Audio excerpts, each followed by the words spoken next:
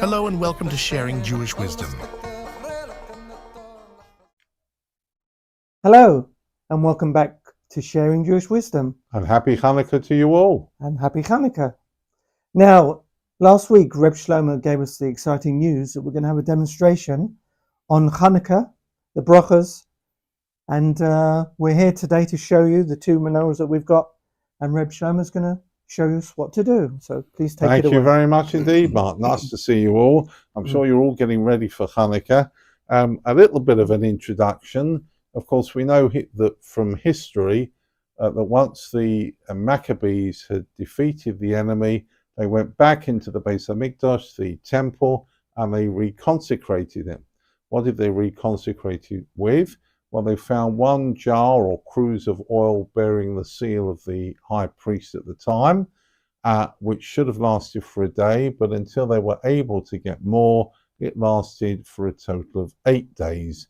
And thus, at some time later, the event of the miracle was enshrined in our feast of Chanukah. So, we need to get our kit together. What do you need first of all? Well, obviously, you need a menorah. Now, we have two here. The better way of doing it is the way Mark does it, and that is lighting with oil, because oil was the basis of the miracle. But if you prefer, or you don't have oil, or if, like me, you probably burn the house down if you try with oil, some of us use candles instead. And I'm going to give you a demonstration using candles. There we go. So what do you need? You need your menorah, you need oil or candles, you need wicks if necessary, matches, all props ready. And of course, there's one other thing you're going to need, and that is a plate of donuts and latkes for afterwards to treat yourself. Because what's the point of having a yontif if you don't treat yourself and enjoy it? Well, that's my excuse. You can find another one. Okay, so how long do the lights need to burn? Well, you can't light them, except on a Friday, until nightfall, which for those of us in the London area is about 5 o'clock. You want to check, if necessary, with your local rabbi what time night is wherever you are if you're outside London. And the lights need to burn for a minimum of half an hour. The difficulty, of course, is on a Friday, because you can't light them at night on a Friday because it will already be Shabbos, which means we have to light them before Shabbos comes in. And without being an Einstein or even a Goldstein, you should be able to work out for yourselves that therefore the light needs to burn for a minimum of an hour and a half. Now, Mark tells me, and I have no reason to doubt him on this occasion, that these oil lights will last for about 2 hours. My candles, which are 20s, for those of you who are candle buyers and know the difference between 12s, 16s and 20s, these 20s last for about 2.5 hours, so they do the job. All the necessities and fun of the fair, but things we need to know before we start. Okay, so the position of the lights. Well, of course, we don't copy the menorah that was in the temple, which had 7 branches. This, of course, reflects the event of Chanukah and therefore has 8. And they need to be on the level, or if you prefer, straight and honest. The only exception is the shamus. Now, although you may not be able to see it clearly, the shamus from which we light the candles is always at a higher or lower level than all the others, thus distinguishing it. Shamus, of course, meaning helper or assistant, and that's what we use to light our candles. We do not light any lights, oil or candle, from other lights except the shamus. Now, what happens if one of your lights goes out? It can happen. Well, on a Friday, unfortunately, there's nothing you can do about it at all, because if you relight it, you're going to break Shabbos, so that's no good at all. The rest of the time, you can relight it. It's not a problem. So don't panic. I suppose that's the benefit of having either candles or oil, because the oil would never go out, but I suppose a candle would. I say, brilliant. Thank you, Mycroft. I appreciate that one.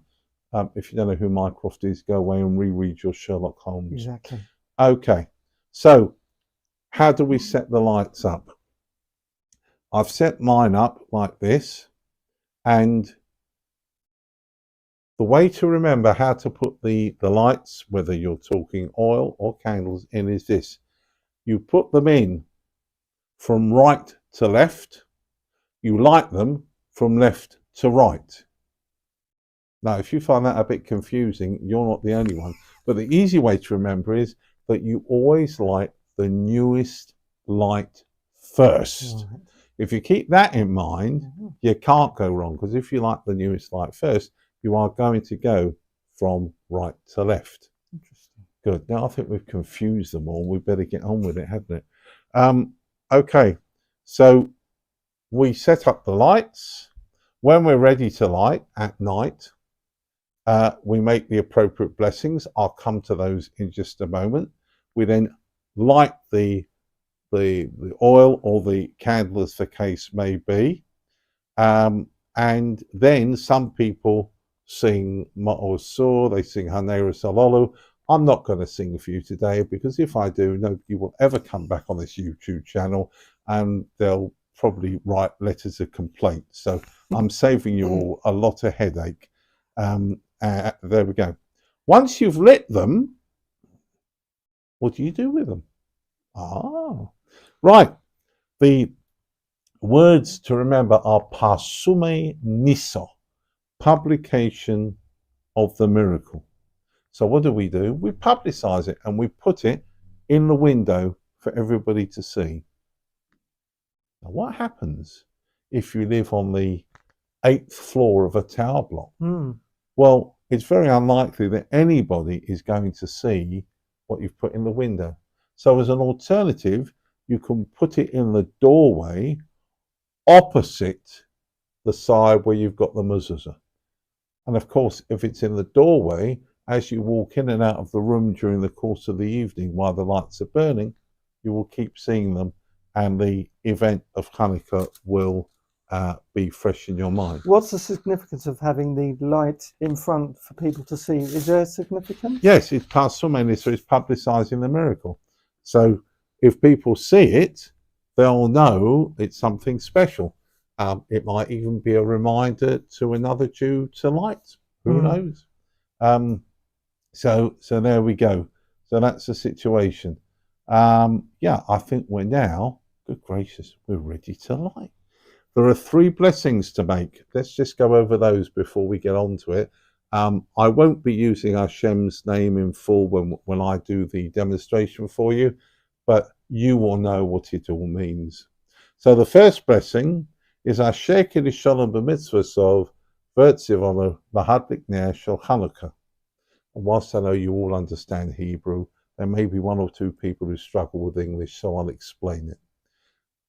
And that's this: who sanctified us with his commandments and directed us to light the light of Chanukah.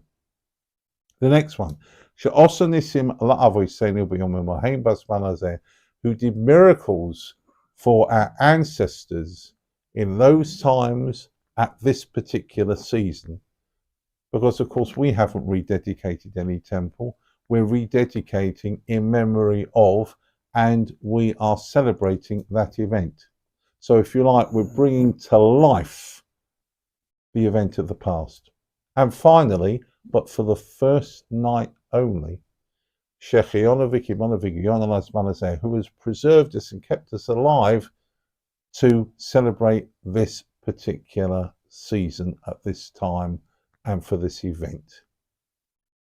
Okay, wow. I think we're there. Wow. All right. So, we're ready. Yes, I'm going to do what a lot of people do these days. I'm going to go on strike.